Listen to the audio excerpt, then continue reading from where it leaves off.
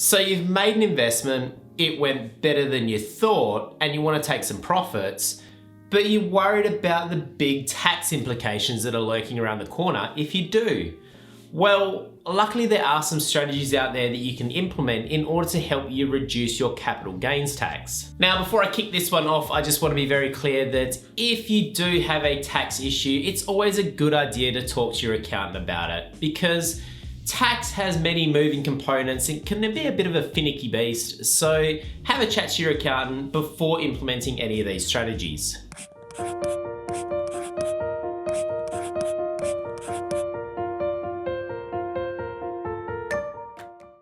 Hello guys, Brad here from The Guided Investor. Welcome back to the channel for another video. If you're new here, consider hitting that subscribe button because I post regular videos about how you can do more with your money. And today we're talking about strategies that you can implement in order to reduce your capital gains tax. Put very simply, if you buy an asset and it goes up in value, the difference between what you paid for it and what it's currently worth is the gain. If you then sell the asset, the ATO is going to want you to pay tax on that gain. And so it forms part of your assessable income and gets taxed according to your marginal tax rate. So obviously here in Australia, we have an increasing marginal tax rate. So the higher your assessable income, the more you get taxed on it. Now there are some intricacies around this. So for example, certain expenses will form part of your cost base to reduce the amount of gain you made. Take for instance, brokerage on a share purchase, that generally forms part of your cost base to reduce your capital gain. But for the purpose of this, I just want you to understand as a whole the basics of what a gain is and how it's taxed. Now let's get into the meat of it. How do you actually reduce your capital gains tax? Well, one of the best ways that you can do it is to actually plan for your capital gains tax before you make the investment. So for example, there's many different structures out there that you can invest, and sometimes it's worthwhile investing in your own personal name and having any capital gain tax at your marginal tax rates, depending on what your marginal tax rate is. But other times it's worthwhile using different structures to invest. So think family trust, company, maybe an investment bond, superannuation.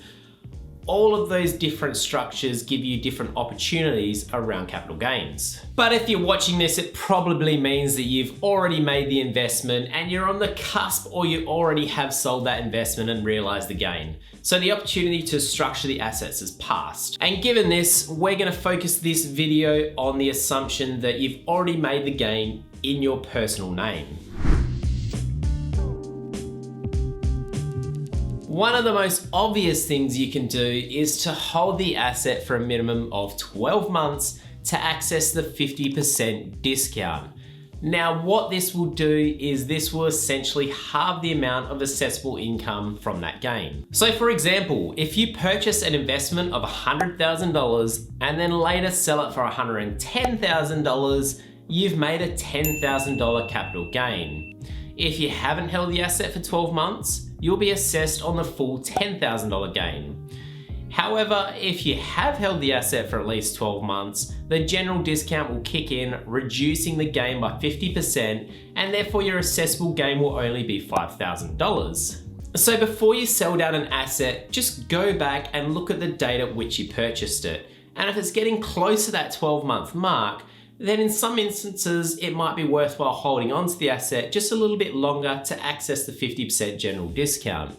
Now, obviously, if you think that holding it longer means that there's a good chance that it's going to drop in value and you're going to lose that gain, well then of course you wouldn't hold it, but it is something to take into consideration.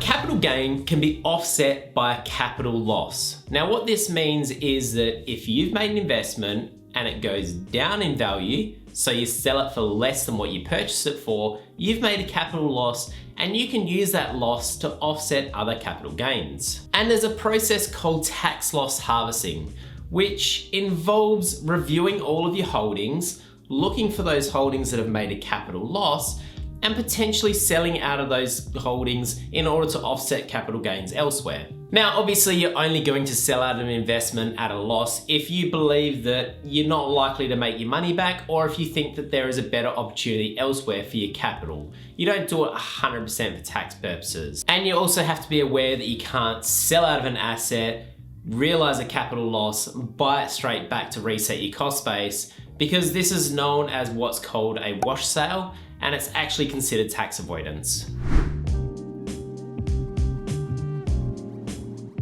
A capital gain will be taxed in the year that it's realized.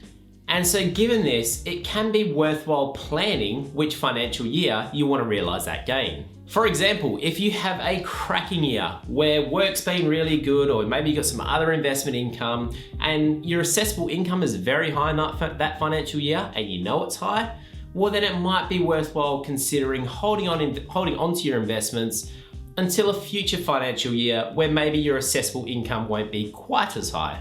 For those of you that are on the cusp of retirement, this can be a great strategy. So for example, maybe you've got an investment property that you've held for quite some time, you want to sell it down and put it into more liquid assets for your retirement.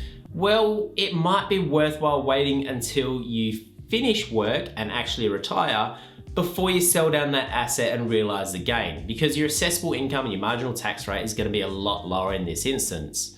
Now, obviously there are other factors that you need to consider. For example, if you want to put the proceeds into superannuation, well, there are some eligibility requirements that you need to meet there, and depending on your age, work might be one of them. So you've got to look at your situation as a whole. This can also be a great strategy for all you self-employed people out there. So maybe your income is very variable, or maybe you have the ability to retain profits in your business. You can use both of these to plan a financial year where your assessable income is very low and realize a gain in that year. One of my personal favorite ways to minimize your capital gains tax is to offset your capital gain with a personal deductible contribution into your super. Subject to certain eligibility requirements, you may be able to contribute money into your superannuation as a concessional contribution, lodge a notice of intention to claim, and then claim that contribution as a personal tax deduction. What this is going to do is it's going to reduce your assessable income, and because a gain forms part of your assessable income, it's going to reduce it and therefore reduce your capital gains tax. However, just be aware that there are cap limits on the amount that you can contribute into your superannuation as a concessional contribution every single financial year. So in the current 2021-22 financial year, the cap limit is $27,500. And bear in mind that any employer contribution, like your standard superannuation guarantee, will form part of that cap limit. I've done plenty of videos in the past talking about how concessional contributions and personal tax deductible contributions into superannuation work. So if you're thinking about doing this one, I would recommend you go back and watch one of those for some of the finer details. But the reason why I like this strategy so much is because superannuation is the only structure that gives you a tax deduction for investing on your behalf. Now, obviously you have to bear in mind that that money is going to be stuck in your super until you meet a condition of release. And for a lot of us, that is age 60. But it's a fantastic way to tax effectively invest and build wealth over the long term. So hopefully this video has given you some ways as to how you can reduce your CGT liability upon the sale of an investment. Now, if you're selling a small business, there are other concessions called the small business CGT concessions, but that's a whole new topic for a different day. I won't dive into that one now. But just remember, tax consequences are a byproduct of investing and not the reason you invest. So what I mean by that is you invest in order to improve your net asset position. That should really be the end goal of all your investments.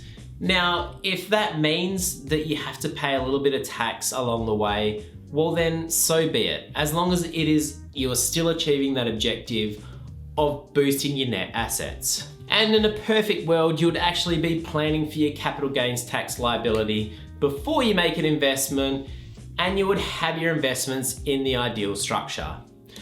But that's it for me today, guys. Thanks a lot for watching. I hope you liked this video and you got something from it. If you did, please give it a thumbs up, and I will see you guys in the next one.